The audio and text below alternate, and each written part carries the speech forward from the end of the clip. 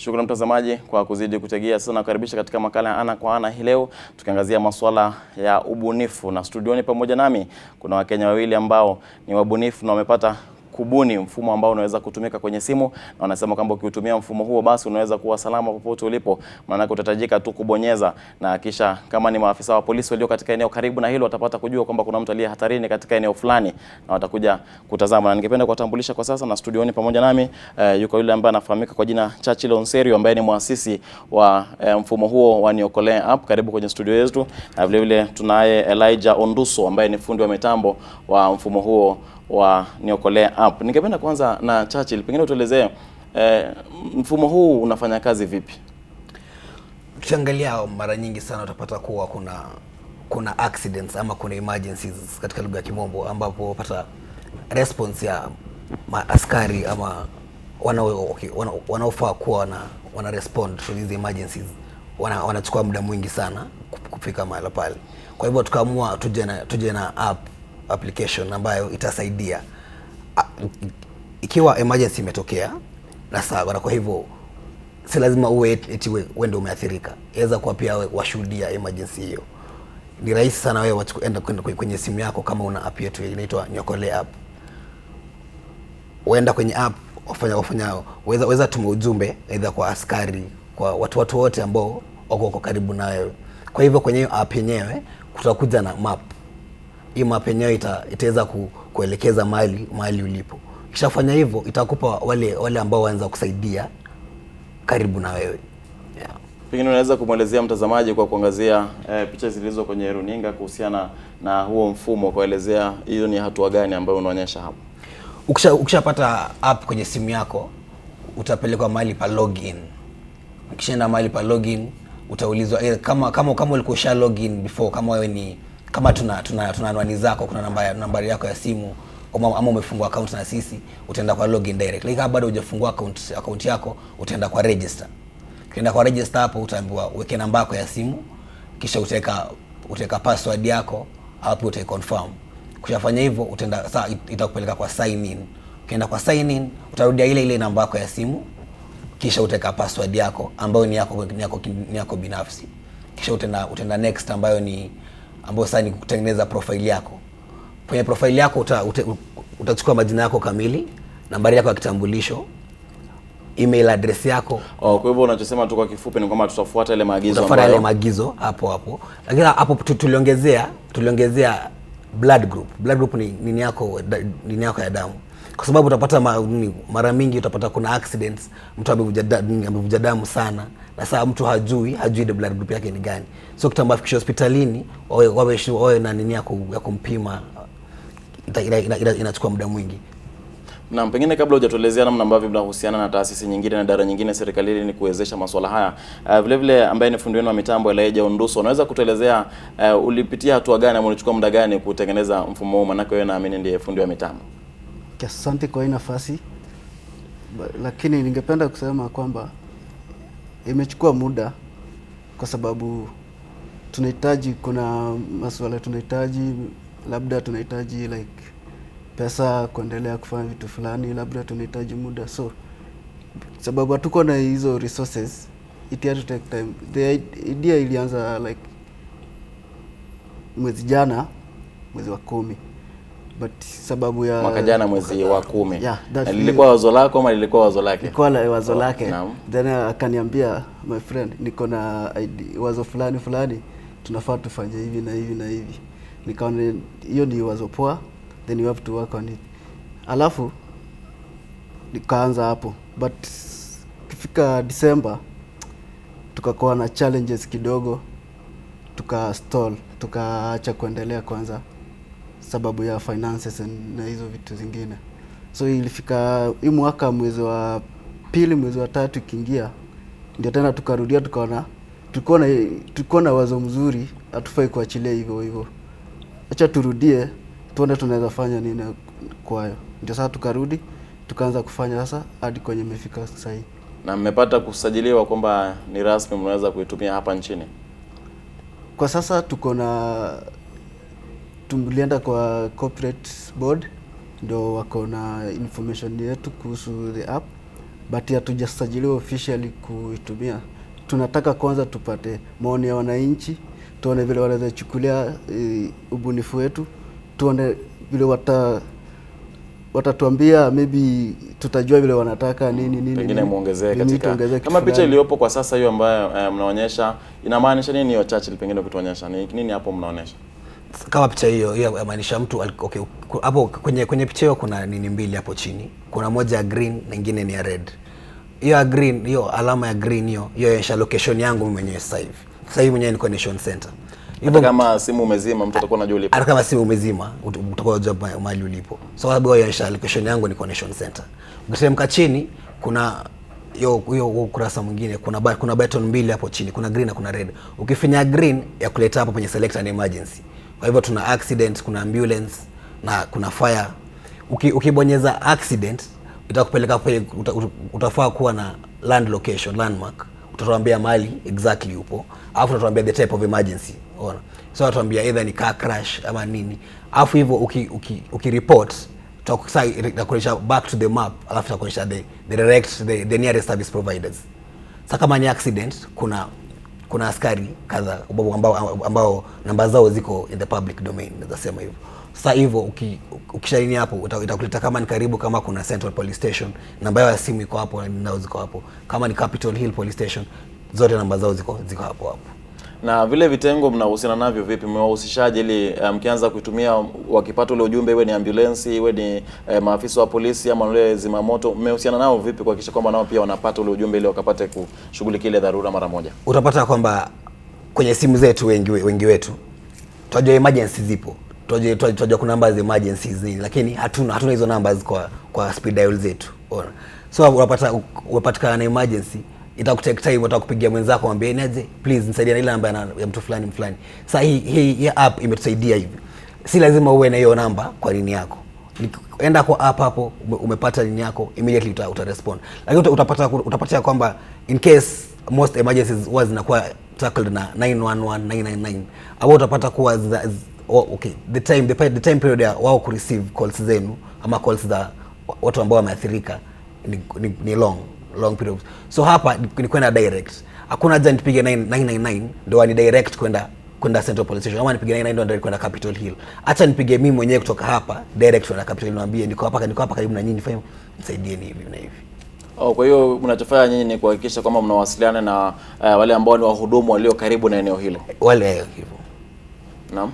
Kuongezea kenye ndugu yangu Churchill amesema, tungetaka kujua kama kuna provider yote anaweza kuwa na interest na vile application yetu inafanya kazi, tunaweza tengenezea the backend ya web such that hapo ndio watakuwa na receive the request.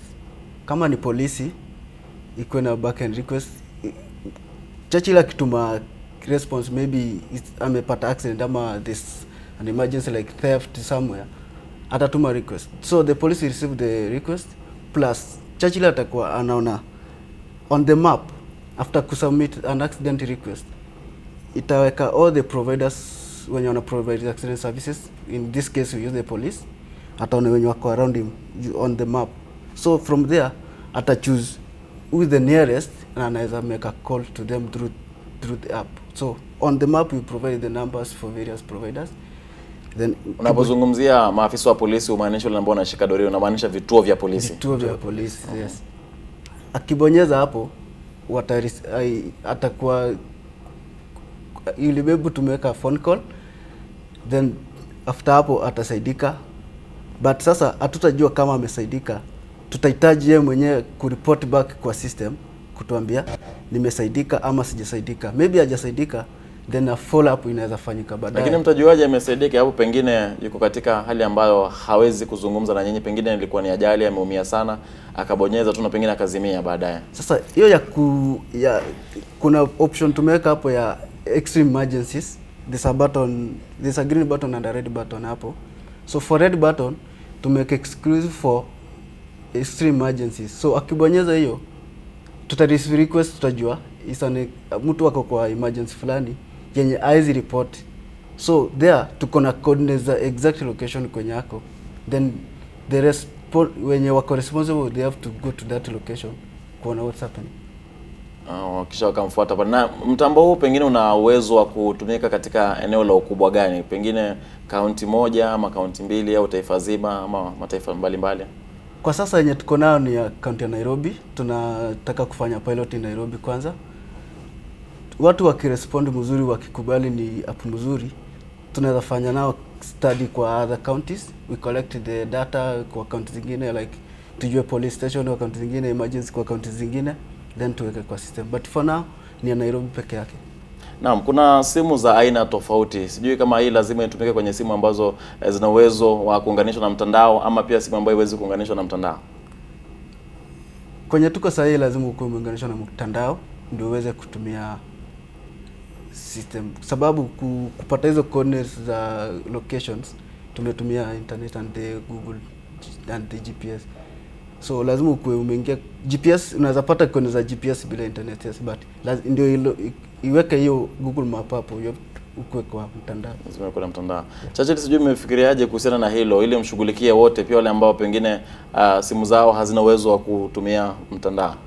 Okay, ama pengine wanaweza kutumia lakini hawana ule uwezo kwa sababu pengine hawana hela kwenye simu zao. Bado tujaribu kuangalia kushughulikia maneno kama hayo, lakini tulipofanya research yetu ni kwamba 70% ya Kenyans sasa hivi tuongea ni wako na ability ya access to the internet services. So at least ni percentage kubwa sana ambayo watu wako na ability to access internet sana. So of which niko sure with time the 30% tuko nao pia watakuwa tumewavuta kwenda kutumia internet services.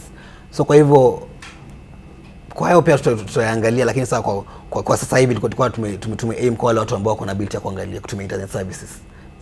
Na maana yake wajua hata walio na simu ambazo zina ule uwezo wanaweza kuwa na pungukio fulani, pengine hawana salio kwenye simu ile credit ama hawana zile bundles kwenye simu, hawezi kufikia yale mawimbi ya mtandao. Pengine hata kama simu ina ule uwezo lakini wao kwa wakati fulani wawe hawawezi. Hao kwa sasa bado pia mjawashughulikia. For that option kuna option ya message.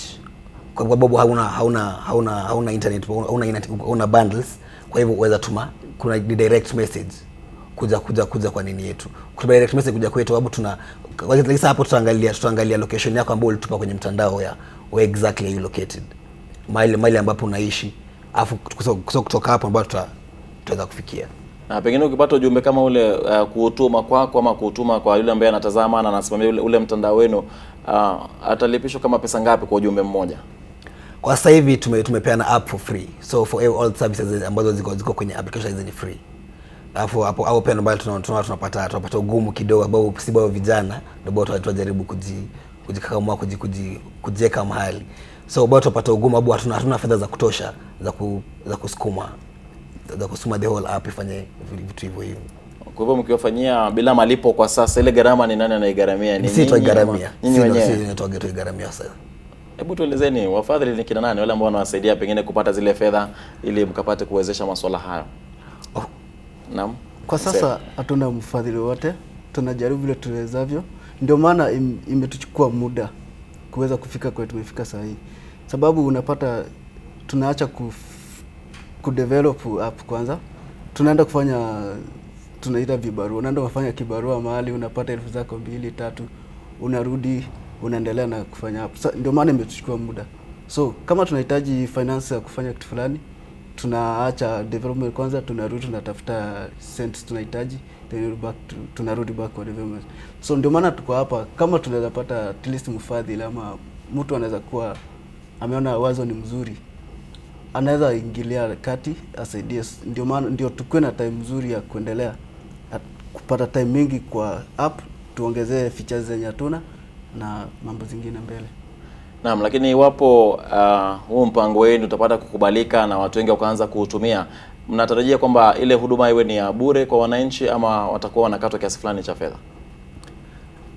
Kwa sasa ni ya bure, lakini iwapo itafika hapo mahali ambapo tutakuwa na watu wengi ambao wanataka kutumia mtandao huo, tunaamini itafika hapo. Tunaamini itafika hapo.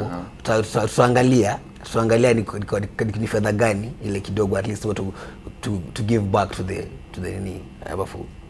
Naam, kutokana na hilo pengine mnaweza kutuelezea kile haswa kilichokupa ule msukumo kutaka kuanzisha mfumo huu? Maanake tukitazama kuna zile namba za polisi ambazo ni za bure za kupiga wakapata msaada, na pia kuna huu mpango wenu ambao mmezindua. Nini kitamfanya mwananchi kuamua ni heri nitumie huu mpango badala ya kutumia hizo nambari za polisi ambazo zimekuwepo daima? Nilivyosema mara ya kwanza ni kwa hizi namba za polisi hizi za 999 zipo, zimekuwa kutoka kitambo. Naam. Lakini utapata kuwa nitapiga simu 999, nitapiga simu 911, lakini ndio simu yangu ichukuliwe. Ndio mtu aje a respond nimwambie niko Nation Center, tafadhali nahitaji msaada. Yeye mwenyewe atapiga simu kwingine. Atampigia simu mtu ambaye yuko karibu na wewe. Au mwambie kuna shida fulani mahali fulani. So ukiangalia huu muda mimi mwenyewe nimechukua kupiga 999, na yeye mwenyewe achukue muda fulani pia kumpigia mtu mwenyewe akuja kunisaidia. Kuna muda fulani hapa, kuna muda tutapoteza hapa. So about tuko ni vyema tuwe na hizi namba zote kwenye app. Si lazima nipige 999. Acha nichukue namba direct mimi nipige. In case niko ina severe emergency ambapo siwezi piga simu, siwezi ongea, in case umekuwa hijacked, so okay, tunajua ile ule muda before maybe how watu ambao wamekuwa hijack wachukue simu zako ni easy. Waweza tu kwa red button press red button. Red button inatufanya nini? Ya to inform direct kuna emergency fulani mahali fulani, it's a red button emergency. Red button emergency ya maisha ni mtu hawezi ongea, hawezi ambia chochote. Kwa hivyo inahitaji msaada wa dharura. Na kama yuko safarini pengine kwenye barabara, mtaweza kujua kwamba anasonga, unaweza kuona kisonga. Naam. Kwa hivyo mkiipata, tukipata si wenyewe, sasa tuko na ability sasa kulocate wale watu ambao au karibu na yeye. Tuwaambia mtu fulani anasonga kutoka, let's say kutoka ni Kimathi tunasema yuko Kimathi sasa anasonga kwenda Valley Road. So hivyo. Na Elijah, pengine tuelezee ni taaluma zipi ambazo nyinyi pengine mmejihusisha nazo, mmesomea masuala gani? Pengine yanaambatana na masuala ya usalama ama ni mambo tofauti ambayo mmepata kusomea? Okay, mimi mwenyewe katika masomo yangu nimesomea mambo ya information technology. Nimepata degree in information technology. Graduate mwaka jana 2015. Kwa hivyo pia lilikupa msukumo kutaka kuwa fundi wa mitambo katika masuala kama haya? Yeah, ilinipa msukumo, na ukiangalia Kenya sasa hii ni ngumu sana kupata kazi mapema. So nikaona at least nikifanya kitu fulani yenye inaweza saidia, inaweza leta impact, nipate kujulikana, labda ndaweza jiendeleza kimaisha kuliko kukaa nikitafuta kazi, nikituma CV hapa na tuma CV hapa, labda response iko mzuri. So nifanye kitu inaweza saidia wa Kenya, from there naweza julikana, naweza fanya apps zingine more zenye zinaweza saidia, then from there naweza gain kimaisha. Naam, najua kwamba huo mpango nao kwenye simu yako, hiyo app ya Niokolee. Naam, utakuwa ukituonyesha kwenye simu yako muda mfupi ujao, pengine mwelekezi wetu ataweza kuipata ile picha ili tupate kuona inavyofanya kazi. Lakini kabla ya hilo, na wewe masuala yako ya taaluma, umesomea taaluma ipi na imechangia katika swala hili? Ambapo okay, chuo kikuu mwenyewe nilifanya hesabu, nikameja statistics. So kwa hivyo sioni mala ambapo zingine, lakini kwa nini wa sasa ni si lazima ufanye kile ambacho umesomea. Weza chukua mkondo mwingine na bado ukafaulu. So kwa hivyo ule msukumo ambao kile kitu ambacho kilipa msukumo ni ile ni how the emergencies are being is a concern to us and how they are being handled. So nikaona kwamba kuna loophole mahali fulani. So kwa hapa tukiingilia hapa tusaidiane hivi tutapata suluhu muhimu. Na mlichosema ni kweli, unaweza kuchagua taaluma kwa sababu unaipenda ama kwa sababu ni jambo ambalo wewe unafanya kwa uzuri. Kwa hivyo ulichagua kile ambacho unapenda. Pengine wapo simu yako na ile huo mpango unaweza kutuonyesha, tuone iwapo unaweza kuonyesha mtazamaji namna ambavyo, sijui nani ataonyesha, ni wewe ama sawa, nsero. Tutajaribu kuonyesha kwenye kamera ile tuone wapo watapata kama hapa sasa. Hapa tumefungua app. Tushaifungua. So kama tushaifungua hapa imelocate the current emergencies. Zenye hapa kuna namba ya AAR emergency ambayo ni ambulance. Sijui kama pata kuona. Wataona hakika. Hii ni AAR. So kwa hii AAR wabonyeza tu hapa kwa kidude cha kupiga simu. Kisha kibonyeza unaweza kuonyesha hivi. Itakuwa vigumu kidogo, lakini Lakini picha sawa, picha hiyo ni direct simu ya piga. Ukiangalia vizuri the moment umedial yapiga simu direct. So ukiangalia the tukija hapa kwenye chini, hiyo ni the green button. The green button hapo ona imekuletea the type of emergencies. Kuna accident, kuna ambulance, kuna fire and rescue, theft and robbery, breakdown, security services and others whether specify. Kama ulikuwa unataka huduma fulani na haipo hapa kwenye ambazo tumelist, whether specify ni gani ulikuwa unataka. Na kama tuko na service providers around, waanza kuja to your help.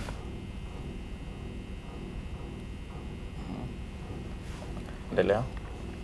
So kama ukija hapa kwa accident, tumelink accident to the police services, tumelink ambulance to the different ambulance services, tukalink fire and rescue, tumelink to the fire station, na tuna G4S pia wako na link ya fire and rescue. Kwa mfano hapo unahitaji ambulance, kisha ukibonyeza waenda wa report. Sasa ukishafinya report ya kuleta hapo ya describe the incident, kuna location, landmark ambayo watuambia mahali ambapo upo, na brief description of the incident, nini haswa kimetokea.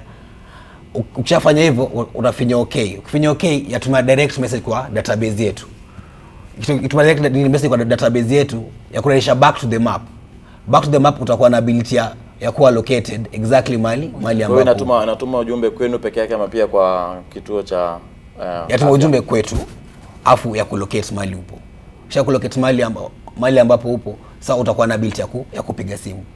But for the red button yatuma ujumbe direct kwetu. So si wenyewe tutakusaidia kufanya nini? Kulocate the nearest service provider. Unapiga simu wenyewe. Sio tutapiga simu wenyewe. Una ushauri gani kwa vijana wengine ambao wana mawazo na hawayatumii katika masuala ya ubunifu?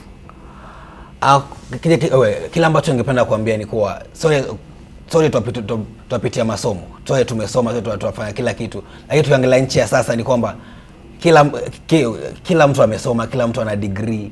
Si lazima kila mtu ategemee kuandikwa kazi. Ikiwa una ubunifu wako, wafikiria idea ambayo uko nayo itasaidia, usijiwekea idea yako. Share na mtu mwingine ambaye anaweza kusaidia, afu utapata usaidizi, ama kisha itakufanya uajiri wenzako ama upate ajira wewe mwenyewe. Naam, asante sana. Huo ndio muda tuliokuwa nao kwa leo. Mtazamaji, studioni nimekuwa naye Elijah Onduso ambaye ni fundi wa mitambo wa mpango huo wa Niokolee App, na vile vile yupo Churchill Onserio ambaye anajihusisha na masuala ya mpango huo wa Niokolee App akiwa ndiye muasisi wa mpango huo. Shukrani kwa kufika kwenye studio zetu.